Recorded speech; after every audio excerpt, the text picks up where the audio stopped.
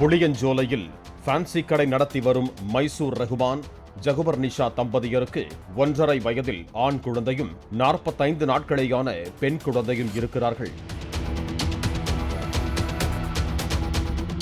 கடந்த 5ஆம் தேதி இரவு ஜகுபர் நிஷா வீட்டில் இருந்து முனகல் சப்தம் கேட்டு அக்கம் பக்கத்தினர் சென்று பார்த்தனர்.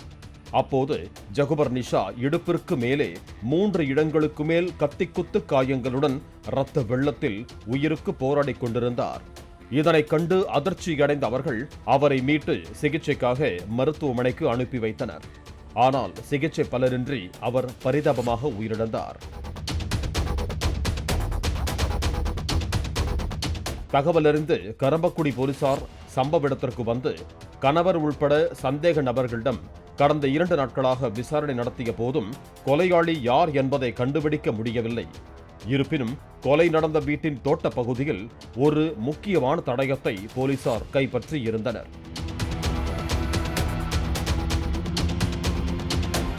இந்த நிலையில் அதே பகுதியை சேர்ந்த முகமது அபு உஸ்மான் மட்டும் ஜகுபர் நிஷா இறந்த பிறகு அந்த பக்கமே வராமல் ஒதுங்கியே இருந்தது உளவுத்துறை போலீசாருக்கு அவர் மீது சந்தேகத்தை ஏற்படுத்தியது.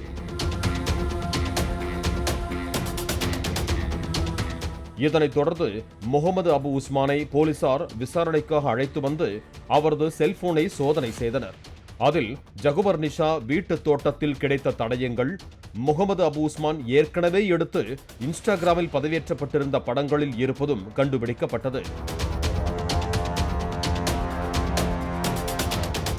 இதையடுத்து முகமது அபு உஸ்மானை கைது செய்த போலீசாரின் விசாரணையில் சம்பவத்தன்று மாலை மது போதையில் ஜகுபர் நிஷா வீட்டு பக்கமாக சென்றபோது அவர் மட்டும் தனியாக நிற்பதை முகமது அபு உஸ்மான் பார்த்து ஏதோ ஒன்றை சொல்லி சமாளித்துக் கொண்டே வீட்டுக்குள் சென்று ஜகுபர் நிஷா அணிந்திருந்த கருகமணியை அறுத்துள்ளார். அருந்த கருகமணி கீழே சிதறியுள்ளது.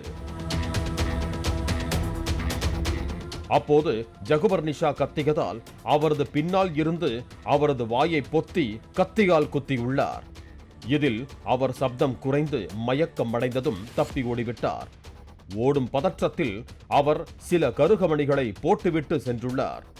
வெளியூர் சென்றால் மற்றவர்களுக்கு தன் மீது சந்தேகம் வரும் என்பதால் வெளியூர்களுக்கு செல்லாமல், வெளியிடங்களுக்கு கூட செல்லாமல் வீட்டிலேயே இருந்துள்ளார்.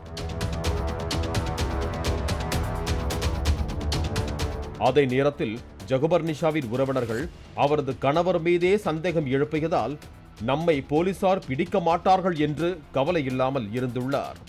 ஆனால் அவசரத்தில் அவர் விட்டுச் சென்ற தடயம் அவரை காட்டிக் கொடுத்து விட்டது என்பது தெரிய வந்ததாக போலீசார் தெரிவித்தனர். கொலை செய்ய பயன்படுத்திய கத்தியை எடுத்து தருவதற்காக ஆற்று பாலத்திற்கு அழைத்து சென்ற போது முகமது அபு உஸ்மான் தப்ப முயன்றதால் அவரது வலது காலில் முறிவு ஏற்பட்டது. நகைக்காக பச்சிளங்குழந்தையின் தாயை கத்தியால் குத்திக் கொன்ற சம்பவம் பரபரப்பை ஏற்படுத்தி இருக்கிறது.